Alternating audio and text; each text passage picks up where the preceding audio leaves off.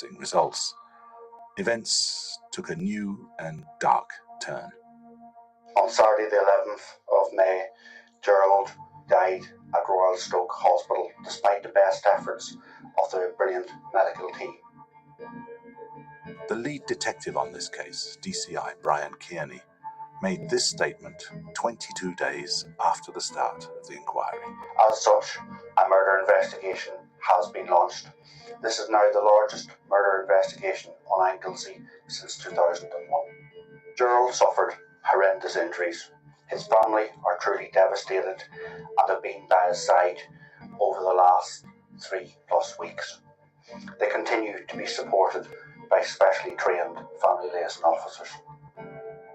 I do remember when I was at the hospital, I couldn't see a doctor for it felt like a long time. It might only have been an hour, I don't know, but Dad was obviously in with the doctors, and eventually the doctor came out and sat with me, and I do remember her telling us all about the team of people who'd been working on him.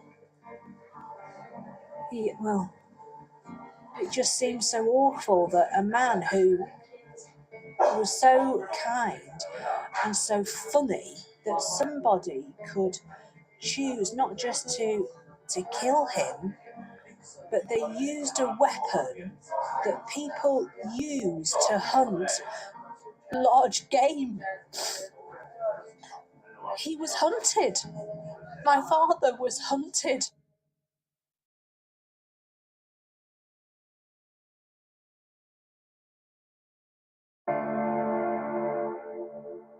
Corrigan's injuries had been so serious that he'd never really stood a chance of recovery.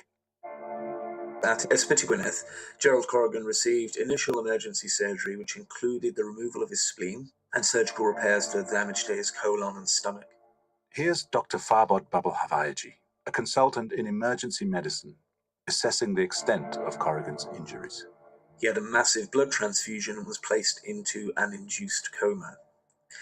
But the prognosis was not good, and throughout his condition remained critical. By the end of April, he had developed severe sepsis, and his kidneys were failing.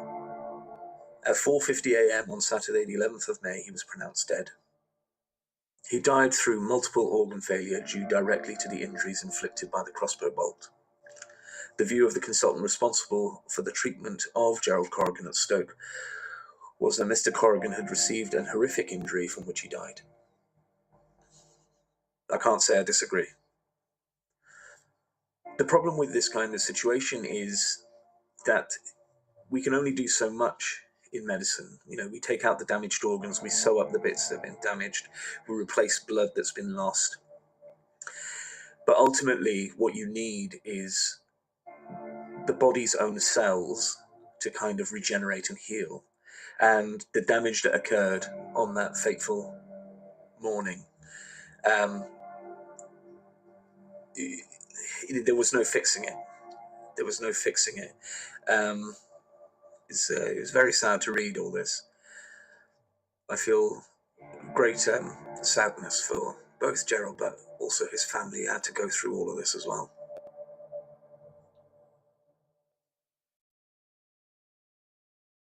And I'm pleased to see Redditch Council actually moving forward with its plans to improve the town of Redditch. And certainly we remain committed. 4 days after Corrigan's death, Albert Owen, the then Member of Parliament for Anglesey, or to give it its proper Welsh name, Ynys Môn, asked the then Prime Minister, Theresa May, a question in the House of Commons. Has that, and we will see if that is possible. Albert Owen! My constituent, Gerald Corrigan, was shot with a crossbow outside his home on Good Friday. This weekend, he died of those severe injuries. I'm sure the House will join me in sympathising with his family, his partner and his friends. The community is in shock. Can the Prime Minister join me in appealing to the public for any information and to give that information to North Wales Police in confidence? Can I say to the Honourable Gentleman, he's obviously raised a very worrying case, and as he says, it's terrible when one hears of an incident such as this. And I absolutely join encouraging any member of the public who has any information about what happened to get in touch with the police, but if anybody knows anything about this that can help to catch those who are responsible, then I urge them to come forward. Mr. Peterbone. Thank you, Mr. Speaker. For more than 20 years, I've worked... In spite of news coverage, door-to-door inquiries, a large poster appeal, and questions to the Prime Minister in the House of Commons, the police investigation was struggling, perhaps not helped by the inevitable start of rumour-mongering and speculation, especially in the local area. Anglesey being the kind of place it is, and I come from Anglesey myself, there were a lot of stories and rumours swirling around, some wilder than others. Here's BBC journalist Sean Tegwin again. There were a few stories coming out about possible fraud, about the possibility that other people had been growing cannabis on his land. Meg Parry also asked local builder Oswin Williams if he'd heard any of these rumours that were circulating at the time. You live locally, Oswin. Can you mention some of the rumours circulating? Well, there's been all sorts of rumours going about, wasn't it? With Jerry's drug dealing, that was a load of rubbish, wasn't it? That was a load of rubbish. Categorically, I can state that. You take it with a pinch of salt, and you leave it to the police, don't you? That's their job. That's what I did. While rumours and dead ends multiply for the police, they continue to check out a list of 17 known crossbows purchased in the area, eliminating them one by one, as Sean Tegwin recalls. Police naturally started to focus the investigation on anybody who owned a crossbow. It's, to say the least, a very unusual weapon. They found 2 people, I think, on Anglesey who'd purchased a crossbow in the last year or so. The police narrowed the crossbow list down to only 2 that looked like they could possibly have any connection to the case. One had purchased a crossbow on the 19th of March 2019, exactly 1 month before the attack. This person lived on the other side of Anglesey, and police were initially satisfied with just an online check on him, so they don't visit him immediately. The other had purchased a crossbow on the 11th of April 2019. He had purchased online from Outdoor Hobbies an Excalibur Micro 355 crossbow just 8 days before the shooting. The crossbow sold by Outdoor Hobbies was dispatched to a house on the outskirts of Bryn Gowran, Anglesey. Bryn Gowran is less than a 15-minute drive from Corrigan's house. Police thought it was worth a visit.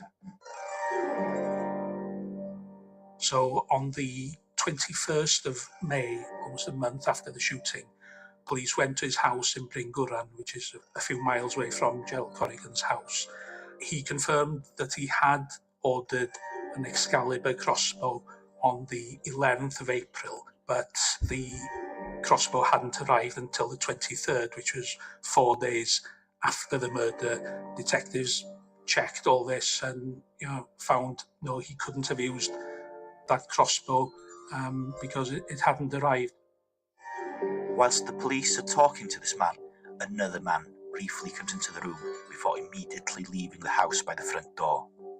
The first man explains that he works as a sports therapist from home, and he tells them that the man who's just left is a client of his.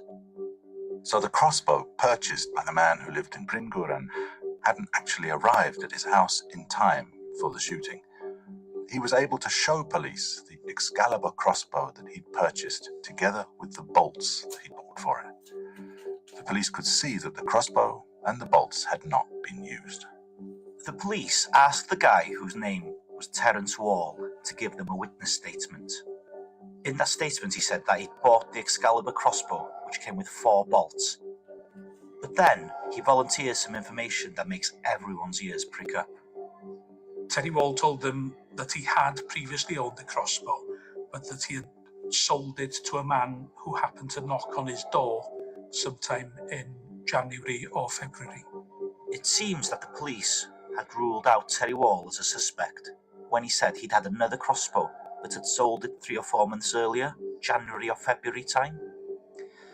Without prompting, he volunteered that he'd had the crossbow to get his kids interested in something outdoorsy, to get them out of the house and off the computer. But it was too heavy and too clumsy, so he decided to sell it.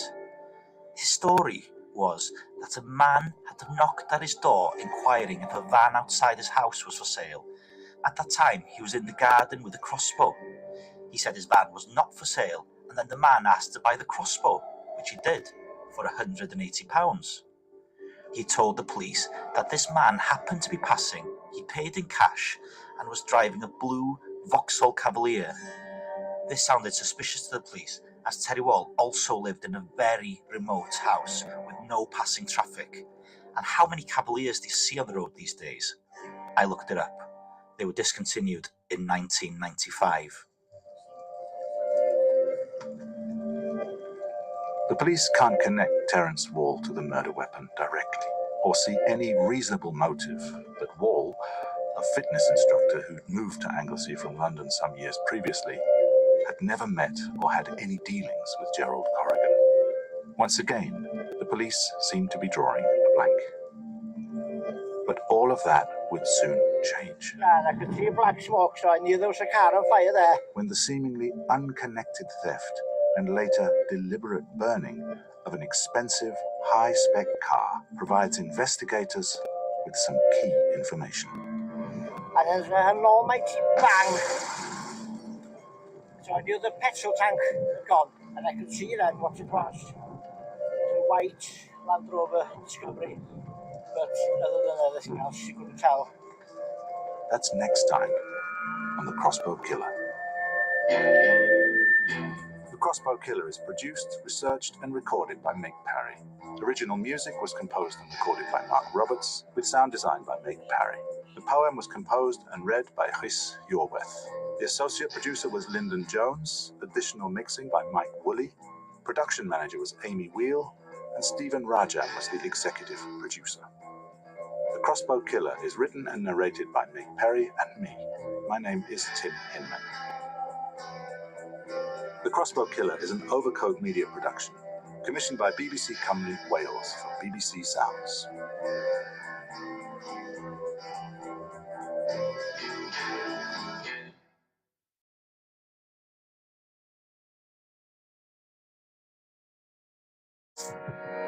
BBC Sounds. Music, radio, podcasts.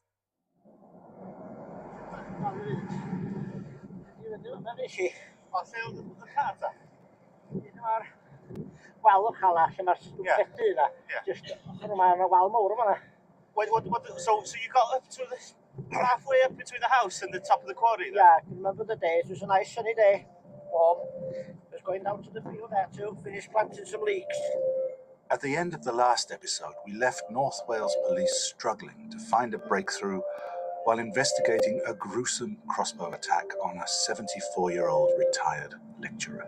I'm coming out the corner. I can see some blackish grey smoke wandering across. The victim, Gerald Corrigan, shot outside his remote Anglesey home late at night on Good Friday, 2019.